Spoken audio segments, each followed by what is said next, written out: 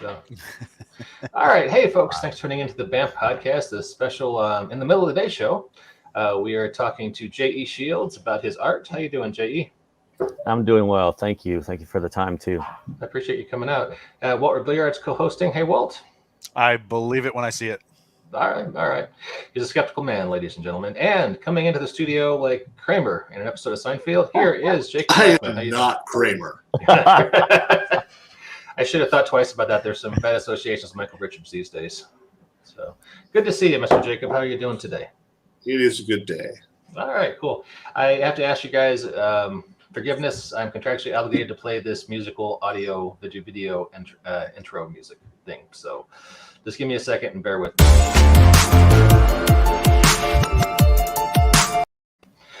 That's how you know you're listening to a high quality, handcrafted artisanal podcast here at the Banff podcast.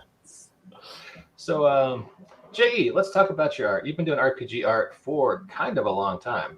And you've been doing stock art. People can find, you got your own store now too.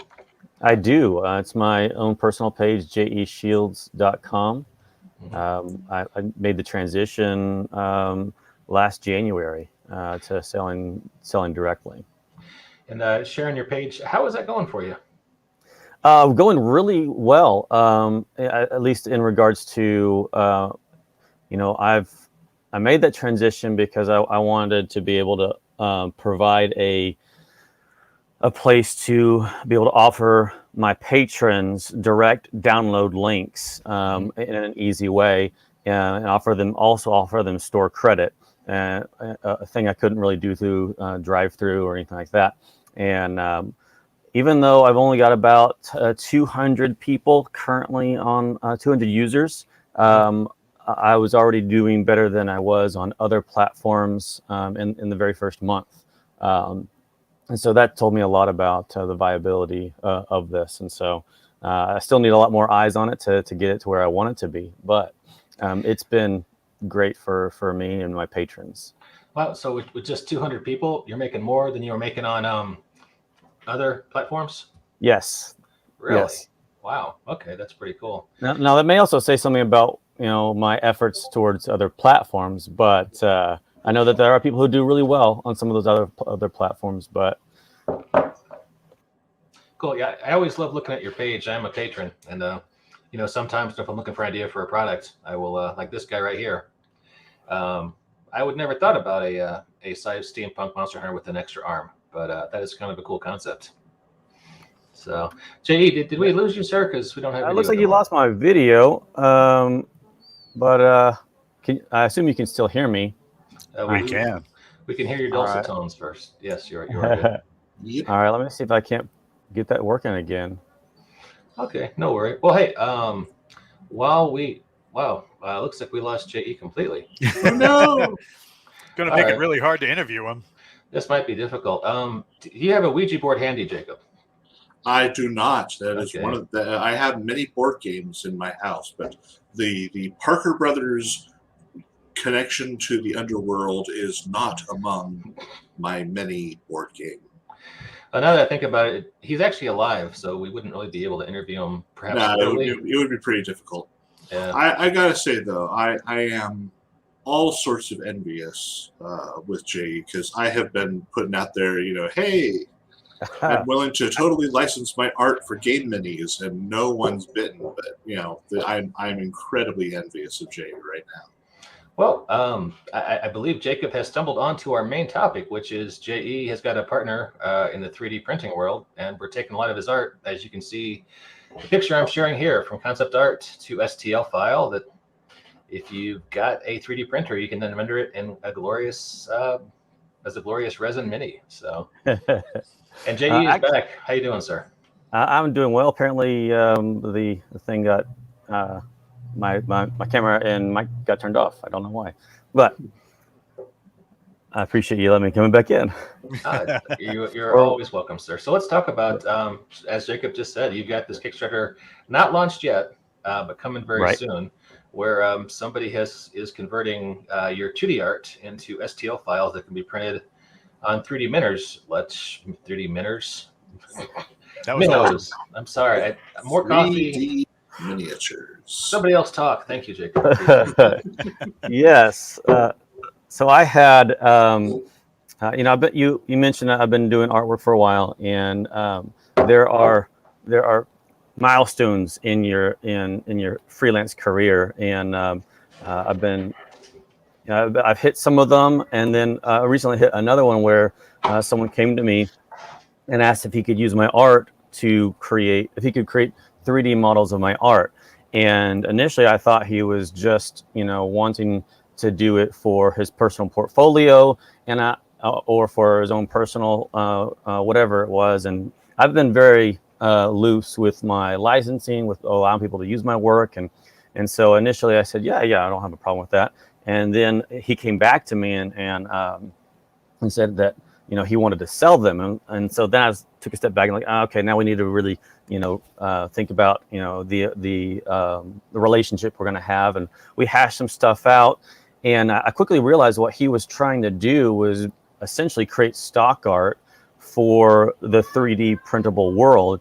And I know firsthand, if you try to create it beforehand and then hope that it sells, that's not really a viable method of making income. And so I proposed to him to do something like a Kickstarter or a crowdfunded project, and we hashed some of the business side things out. But then he came back to me and said that he couldn't because of where he's at. And so I took on the role of project manager, and we hashed some more things out, and now this is where we're at. We've come together and put the page together, and I've reached out to multiple people, and we'll launch next week on Thursday. Yeah, sweet. Just in time for Thanksgiving. Yes. Well, yeah. there were some discussions on when to launch, and this just happened to be the least of all the least worst. Is that the right word? The best of them all. You don't want to launch in December. I can tell you that from experience. Do Yes. not launch a Kickstarter in December. It is the worst time. Yes. Well, I was trying to avoid. So I noticed that some of the verbiage as I was going through the Kickstarter page was not in English. Is your partner in South America, or where exactly? Yes, he's in Brazil, and so I figured we'd go ahead and translate it, because he's going to be sharing it with people he knows, and so why not be bilingual if you can? I think our polyglot here, Walt Rebelliard, would definitely agree with that, right, Walt? I don't speak Portuguese, so I can help you with the Spanish, but no. Well, don't be modest. You got Spanish, you got Tagalog, and yeah, like Spanish, Tagalog, Italian, Japanese, Arabic. Yeah. Nice. Yeah. Nice. Well, Jay, you never trust the translators. Right. Even if they're good, there's some nuances, right? Yeah. Well, I never got the good ones. Yeah. It was always like, what did he just say? Am I going to get shot? This sucks. Yeah. I try to keep my German up by occasionally watching stuff on Netflix in German. Right. And if you get lucky, you can occasionally find some films or TV shows that aren't about World War II. And they clean things up a little bit. The translation, you're like, that guy didn't say that. But he said it was much, much worse. But I understand. So, and this link I will have in my show notes. It is the preview, or I guess the pre-launch page for Uncommon Monstrosities, which is the name of Kickstarter. And our listeners and viewers can go there, hit the button, and they'll get an email when you go live next week. So, what kind of models and STLs are we looking for on launch? We're aiming to get 20 illustrations is the base. 20 illustrations. Take 20 of my illustrations and turn them into 20 models. But that's the base pledge level. Is what you'll get is just those initial that we're looking for. We've committed to, if we unlock it through stretch goals, up to 100 models, and each model is going to have 2 variants, and you unlock the stretch goals and the models at the second pledge level. Mike, I believe you can see that from the preview page I sent you. Yeah, 1 sec. I'll get that back up. Yeah. So each one will have a variant, so you can create your own little horde. So it's not all the same repeat monsters. Right. And then also that the second level also unlocks those detailed pages. The detailed bases. We also have 5 Kickstarter exclusive, meaning that the only place that you're going to get these models are on Kickstarter. That can be accessed either 2 ways. One, if you go to if you back within the first 2 days, you'll get one of them.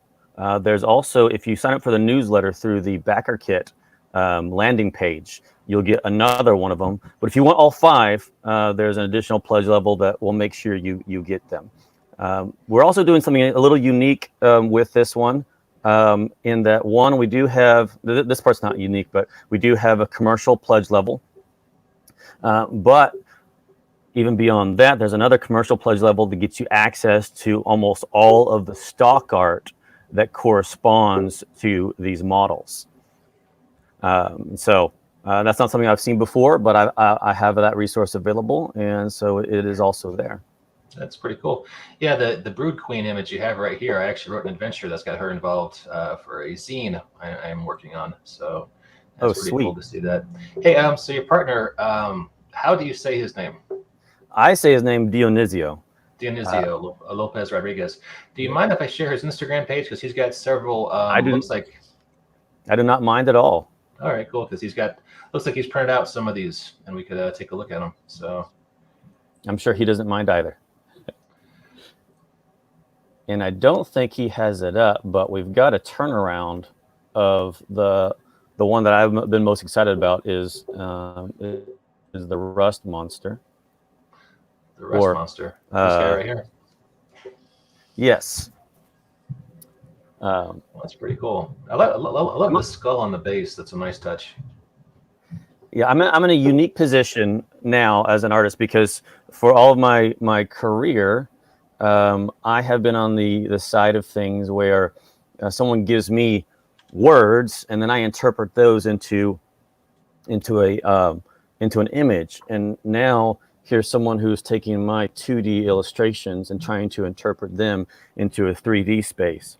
And so there's some creative liberties that occur, but there's also some lost in translation aspects of things. Some of them are considerations for the fact that they're being turned into a 3D model. For instance, the Rust Monster illustration, though his antenna are super long. If you saw on the Kickstarter page, but he's had to shorten them because it's a 3D print, and we know that 3D prints don't like super long thin things, so he shortened them up, and they've almost turned it into tusks. Mm-hmm. And then additionally, when you look at the illustration, there are things that he has interpreted as nostrils that I never actually meant to include, but he either took that creative liberty or he saw what he thought were nostrils and created them in. So it's neat seeing some of those things in there.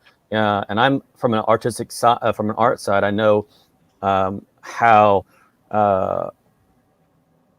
nice it is when a client allows you to have some of that freedom, that they're not coming back and fine-tuning and micromanaging every small, minute detail. So there are some of those things in there as well. Yeah, that looks really cool. That's a sweet animation. Are you worried that? I guess let me ask. I mean, some of these monsters look very familiar to me, and do you have to worry about any attention from, say, larger publishers who might be like, "Hey, that's my trademarked IP," or is there a fine line you can walk where it looks like one thing, but it's not close enough that you don't have to sweat it so much? Right. Yes, there are IP things, and there are things that that when you change it up a good bit, when it's your own it can become your own creation, even though it's an homage. And one of the things, we titled Uncommon Monstrosities because one, I wanted to be things that either don't see action at the table a lot, or to create your own version. For instance, the Brain Devourer. classically has just been a brain with four legs. In my interpretation, steps away from that, and it's an homage, but it can be an entirely different creature in and of itself. And one of the things I know that happens, it tends to happen when you role play, is what monsters are, what their weaknesses, what their strengths are, and I want to go back to the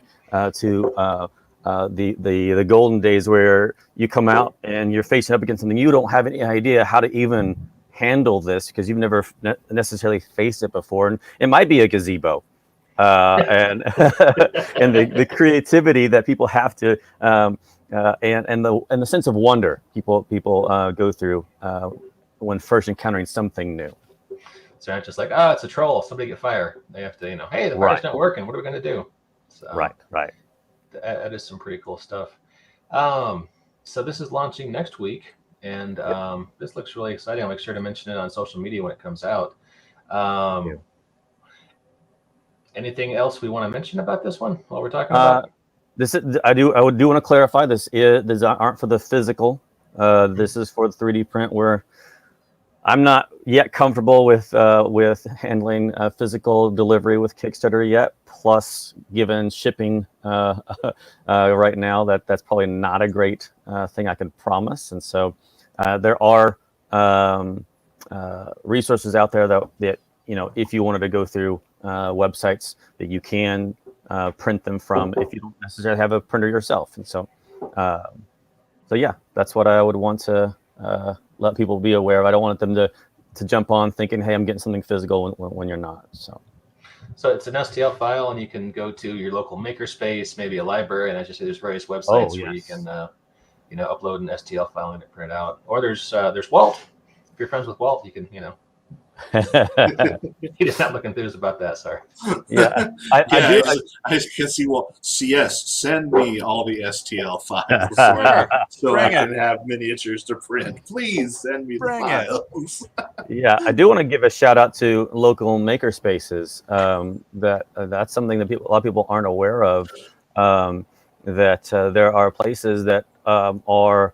Like when I was in Austin, there was a place that I actually did business from, where you can connect with other makers, get access to wood shops, 3D printers, some sewing things. So if there's something physical you make, welding, metalworking, glass blowing, if you don't necessarily have the tools but you want to get into it, they offer classes, and there are places that you can do business from and connect with other people. So yeah, thanks for the mentioning local maker spaces. It's all good. I go to the library a lot because I have a kid, and he goes through books like they're water, and our library has a 3D printer. I've always thought, that'd be kind of handy someday. Do you think they'd be upset if you rolled in there with like your own spool of PLA and just, printed 100 miniatures at a pop? I don't know about the library, but I know maker spaces. You bring your own spool, go for it. Right on. Yeah, I probably wouldn't mind. It kind of sits over in the corner most of the time in my library, but they're probably happy to have someone knocking the dust off it. So, frequent co-host and the guy we game with on Mondays, Jason Sunday, says, "What's up?" Hey, Jason, good to see you, sir. Hey, Jason. I would say for the library, that would, you rolling in with a spool and print off 100 minis. You then taking a picture of what you've created would be a great promotional thing for the library themselves. They would love to have that. Absolutely. Yeah, there's a library not like 2 blocks from my place that offers 3D printing services. Yeah, so it's well, I wish we weren't talking about this because now I'm like, shit, I gotta get some miniatures, and I have no room for these miniatures, and all my gaming is online with 3 of the 4 people on this call right now. So I feel like, and you're fighting this guy here. See him? Well, those STL files too. You can import them into stuff like Tabletop Creator from that you can get on Steam, there's the new one that's out that's everybody's darling. It's Tailspire. Yeah. So I mean, some of those STL files with slight tweaks are transferable. So how easy is that transition of turning them into tabletop into digital miniatures? Tabletop simulator, not hard at all. No, man. As far as exporting them and making them into a model that you can use on there, I'm thinking right now it seems very, very easy that would be an easy additional pledge level if you just want the digital. But my question also is, as far as, do people want to see paint on these things when they have them as yeah, that's what I figured. So yeah. So I mean, I believe Hero Forge, which is the print-on-demand, make-your-own mini site, they, for their subscribers and their patrons, have a thing where you get a full-colored mini, and then you can export it for Tabletop Simulator. I don't know if they have Tailspire support yet. But I can only assume, with as popular as that program is becoming, and the amount of like we were talking to Alice yesterday, and she's kind of plugged into that. But I mean, there are multiple websites of people just making 3-dimensional maps for people to play using Tailspire as a VTT, and having stuff like the Uncommon Monstrosities would be amazing, because you just, hey, here's a brain devourer with his cool barbed tongues, and here you go. This one looks a lot different than any of the other ones you can get out there. I don't know about you, but that what the hell was it called? The tortoise one. Oh, the turtle dove. Yeah, the turtle dove. I was like, turtle dove. I'm like, I don't know what it is, but I think I need it in my life. If for nothing else, to put on my ATV for when I'm out in the backwoods doing whatever. But yeah, so yeah, a lot of these sites are making the STL files portable so that you can import them into these game interfaces and play with your friends online. I know it's really easy to do in Tabletop Simulator. I haven't played with Tailspire yet. It's just way too much time. For me, it's like Foundry and all these other ones that you have to like really set everything up before you play in the beginning. So it's too time intensive for myself, because I just don't have the time for it. Like Mike said, my extent of gaming right now is the 3 people on this call. But to have these files readily available for somebody who wants to use a monstrous eye, yeah, they could plug that right in to most simulators right off the bat. That monstrous eye is really something to behold. I see what you did there. Well, I know. I appreciate you bringing it up, because that's something that we could definitely, if it wasn't too much extra work, something we could offer as a pledge level. I think that would drive our project even better. As far, and maybe I'll talk to you offline, but I'm thinking, when you have them, is it just one static image that gets moved around, or do they like to have multiple? It's a 3D walk around. Okay, so you do need the full look around. Yeah, you need the full thing. Like what you have here with the monstrous eye, where you can see the spikes on its back. So let's see. Hold on, we're getting there. We go. All right, so Mike, can you share my screen? Yeah. Hang on. Let me stop sharing my screen. And I'm looking for your screen, Walt, and I am not. It's right there. Okay. So this is somebody building something up in Tailspire. Oh. So it's fully maneuverable 3D, but like. Oh wow!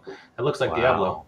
Yeah, I mean, basically that's wow. what the program is. Yeah, I have seen people who have done things like, today I'm going to build the keep on the Borderlands, and these files that these people build are available for free on a website that is connected to Tailspire.